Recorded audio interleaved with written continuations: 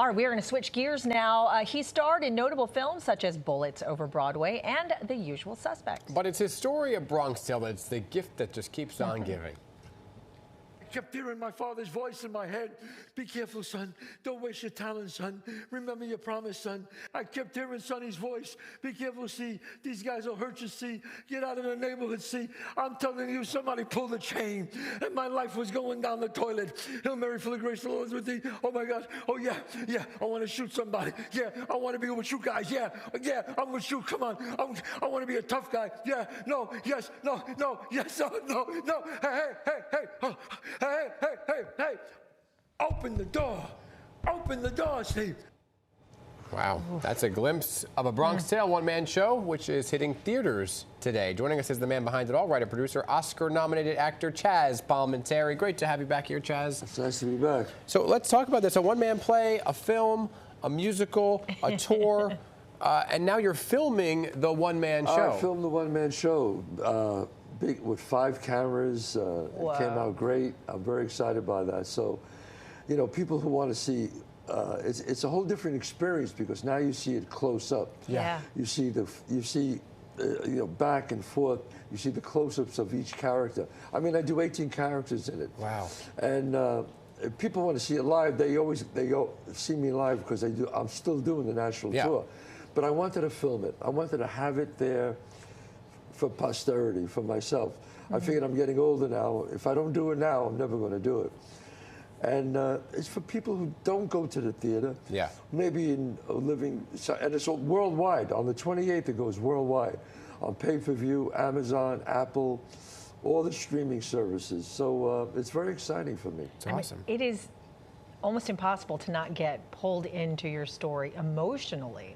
Yeah. When you see it and when you see yourself, do you still get kind of pulled back to that time in your life? Yeah, when I do it, I always, there's moments it's certain things like my dad will come in my mind, my mom will come in my mind, Sonny will come in my mind. But when I do it, it's like, people go, this is my 1,051st performance. Oh, wow.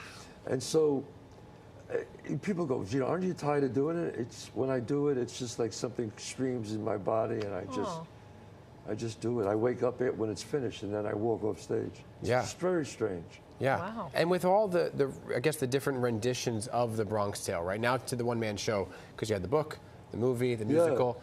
How have you kind of found new ways to tell the story? Yeah, that's interesting. That's a good question, Dan. When I was younger, I related to the boy, to the father. Yeah. And once I became a father, I started to relate more towards the father to the boy. So the play just got richer. Yeah.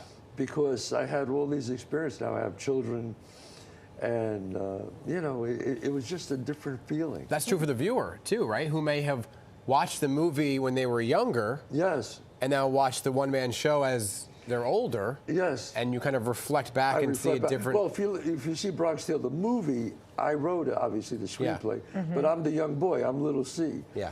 You see, and I used to imitate. That's me right there. I used to imitate the wise guys. And finally, it really stems from the killing. Yes. I was 9 years old, exactly like you see it now. The man killed the man right in front of me, and it was like 5 feet away. And I just stared at him, and he stared at me.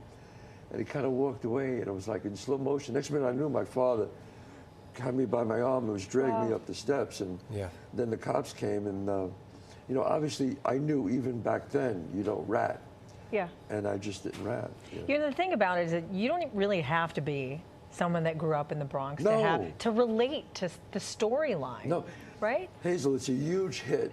It's a huge hit in Japan. Yeah. Yeah. You know, I can't explain that. You know, all over the world, because what I wrote here is archetypes: the mother, the father, the boy.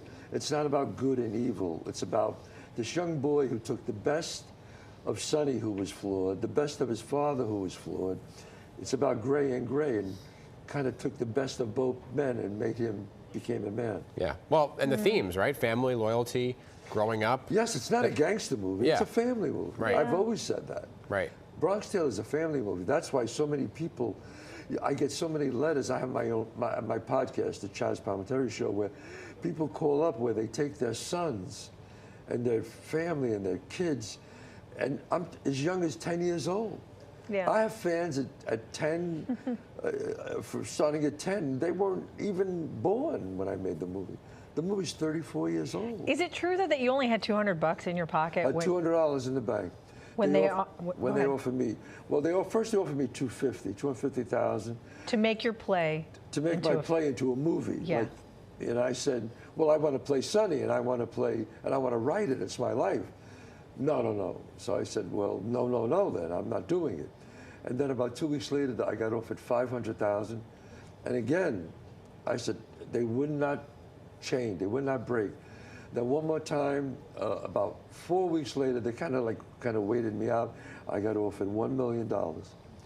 And I just said, look, if I don't play Sonny and I don't write it, I don't care if nobody ever sees it. Right. And then a week later, I was doing the show.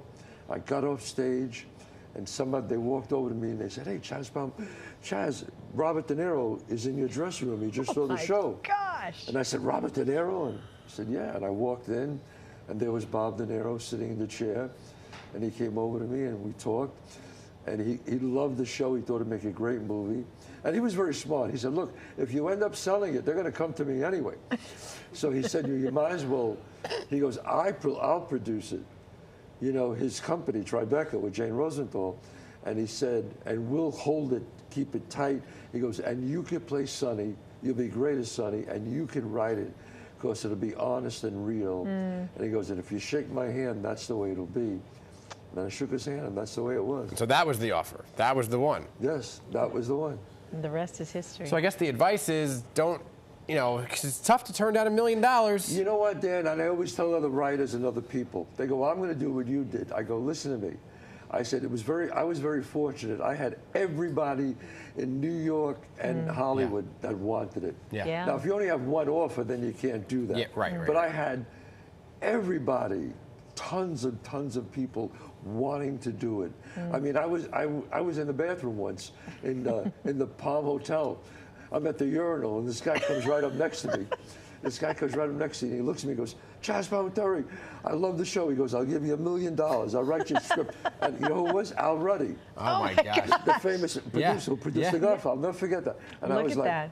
you want to talk about this now? I mean, it was literally that insane. Wow. It was absolutely. Everybody wanted a Bronx Tale. Every actor wanted to play it. Yeah. Every producer wanted to produce it. Every director. Everybody wanted it. So when you get something like that, you can hold out. So I'm always honest. Right, and what happened to me is like, it's an anomaly. Yeah. It only happened twice in the business. Sly Stallone and Rocky. me. Yeah, that's right. That's it.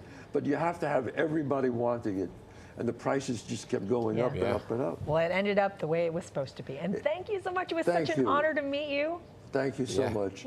I really appreciate it. I love my neighborhood, 187th and Belmont Avenue. I tell everybody to go there, you know, to go to Gino's Pastry, go to Casa Gino's Pastry. Bogatti, go to all of them. All right, Chazz, great to see you as always. Okay, now Bronx Tale one-man show in theaters, like he said, nationwide today. We'll be right back.